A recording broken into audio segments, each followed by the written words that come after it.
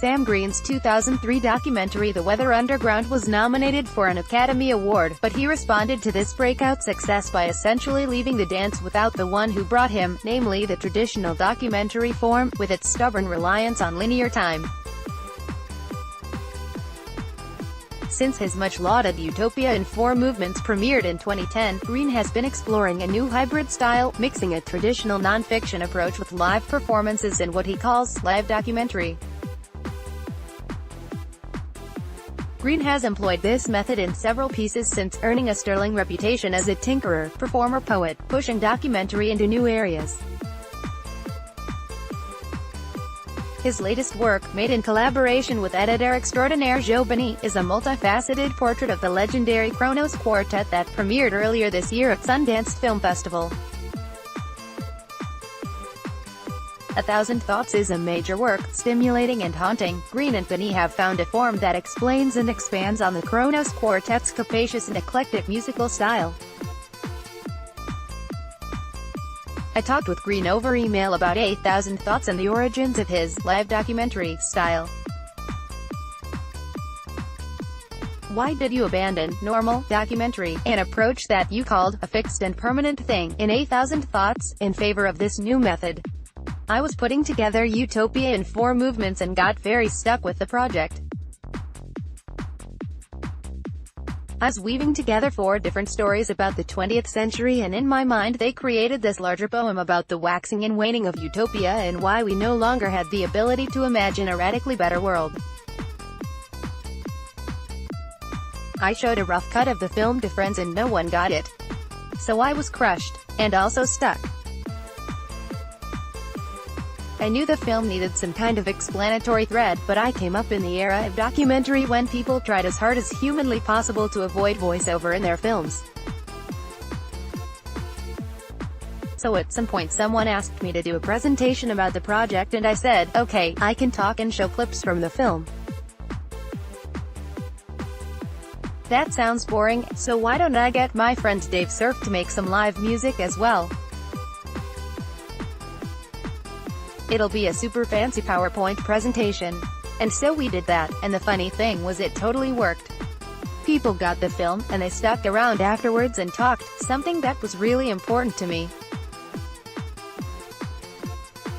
Another person asked us to do the same presentation at a film festival, and we made it even fancier. So we premiered Utopia in 4 movements at the Sundance in 2010 and ended up touring all over the world for several years screening it. I was completely smitten by the form. The trailer for Sam Green's 2010 live documentary, Utopia in 4 movements. What are the predecessors of this style? People sometimes say to me, you've made up this entirely new thing, and I'm always quick to dispute that. Obviously, there were silent films and live music. But in the early days of cinema there was also a separate tradition and culture of lectures, and some of these early lecturers worked cinema into their talks. There was a guy named Lowell Thomas who traveled around the world doing talks and would sell out huge venues. He created a lecture film about Lawrence of Arabia, 1962, that had a 6-month run in London, and he was basically doing the same thing I'm doing, talking, showing clips, live music. In Japan, there was an early cinema tradition called the benshi. These were live narrators of films that were super popular. Then in the 20th century, there was a form within cinema called the travelogue. People would go to obscure locations and put together talks about the journey with film or slides. I remember going to travelogues as a small kid with my grandmother, and they were fantastic. Some of the early surfing and ski filmmakers would tour around, present their work live film in live narration. Warren Miller, the godfather of ski films, did this for many years. There's also the expanded cinema movement from the 60s and 70s. And closer to our time, the great Canadian filmmaker Guy Maddin has done some fantastic live cinema pieces and I was greatly inspired by him. How does this live documentary form allow for a different meditation on time passing, a different type of cinematic time and space that helps you get at the heart of what the Kronos Quartet is all about? From the beginning, I felt like this form was perfect for a portrait of Kronos. They've been around for 40-plus years, have put out dozens of albums, collaborated with everyone from Astor Piazzolla to Laurie Anderson. The scale and scope of their oeuvre is incredible. But the most powerful thing about them really is hearing them play live. Live documentary combines radically different ways of thinking about and experiencing time and space. The basic mechanism of film is a kind of transporting of the audience to other times and places, and if people start to look around the cinema and think to themselves, wow, this is an odd-sized movie theater, or, I really love the old Egyptian murals on the wall here, you've lost them. One of the hallmarks of performance, though, is a radical being in the moment. Performers and the audience share time and space. Everyone is in the room and experiencing something together that will never happen the same way again, and we are all aware of that on some level. So with these live documentary pieces, it's super fun and challenging to toggle back and forth between these two modes of experience. At certain points in 8,000 Thoughts the viewer should be completely glued to the screen, but at other points we make you radically aware of being in the room and sharing this moment. There's an amazing scene where you stop the interview and have a member of the quartet explain two types of playing that he's just mentioned on screen. Does an idea like that come first, or does it arise over the course of making the film? That scene came about because Hank, the violist of Kronos, talked in his interview about how Terry Riley profoundly changed their sound. He encouraged them to avoid vibrato and to use something called bow expression instead. I knew that most of the audience would not understand this, so I scratched my head and wondered how I could explain. Then it hit me, I could just freeze the interview up on the screen and have Hank demonstrate the difference in person. It's a simple intervention, but I think it does evoke a lot of the richness and complexities of the form. My hope was that after that scene, when Kronos plays the great Terry Riley piece The Wheel, 1983, you would know what to listen for in the music, this distinction between vibrato and bow expression.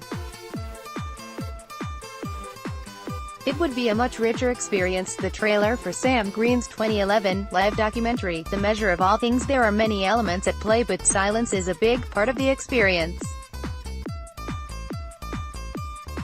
How does this type of performance filmmaking allow you to use silence in new ways?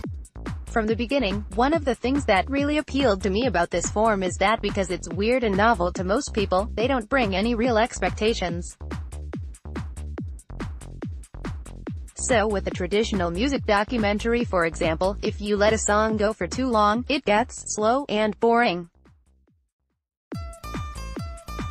With live documentary, and especially this one about Kronos, it's a great luxury to be able to let them play a piece of music uninterrupted for 3 minutes. Nobody squirms or gets bored, or at least I hope they don't, because they don't really have any expectations. And with this piece in particular, I knew that using some silence could be a powerful thing, to get the audience to really engage with their ears. With 8,000 Thoughts, I knew I wanted people to listen in a different and much more engaged manner. That would make the quartet's music much more of a profound experience. How was it to work with Master Editor Joe Bonney? How is editing a live documentary different? Oh man, Joe Bonney is a god. I've always really liked collaborating with people, and working with Joe was one of the highlights of my career. I knew that Joe was sick of editing, and I've always edited my own films, so I didn't need a traditional editor. I was more interested in working with Joe as a collaborator, and in the end we are both credited with directing, writing and editing the piece. I think that Joe was intrigued by the idea of writing, editing this kind of piece. It's a really complicated process. In a nutshell, you edit the piece more or less like a traditional film, but you have to imagine how things will happen live.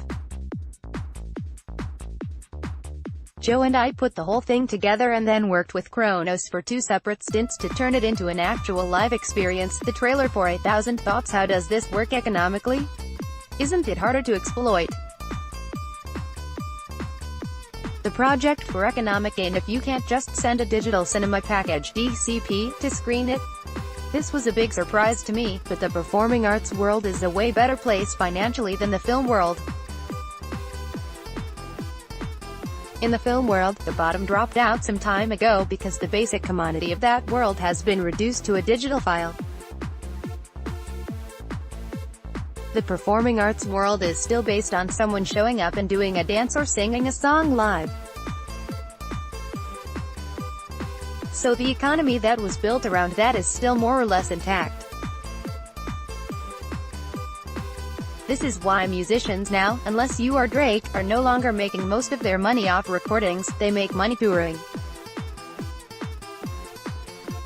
So yes, who would have thought you'd have a filmmaker singing the praises of the money in the performance world? Is doing a live documentary political? These days all of the technology around culture is pushing us increasingly to watch things and listen to things alone. You can binge-watch Wild Wild Country on Netflix at your apartment, or you can ride the subway listening to your own curated soundscape courtesy of Spotify, but these new forms of consuming culture are replacing older models that often were more collectively oriented and less corporate. So in the context of this new world, I feel strongly that there is a politics around the form of live cinema that's important. The idea of us traveling all the way to London, you buying a ticket and all of us turning off our phones, being 100% present, and together creating something that will never happen the same way twice, there's something not only magical about that, but there's also something politically valuable too. Sitting in a dark room with strangers is a radical act.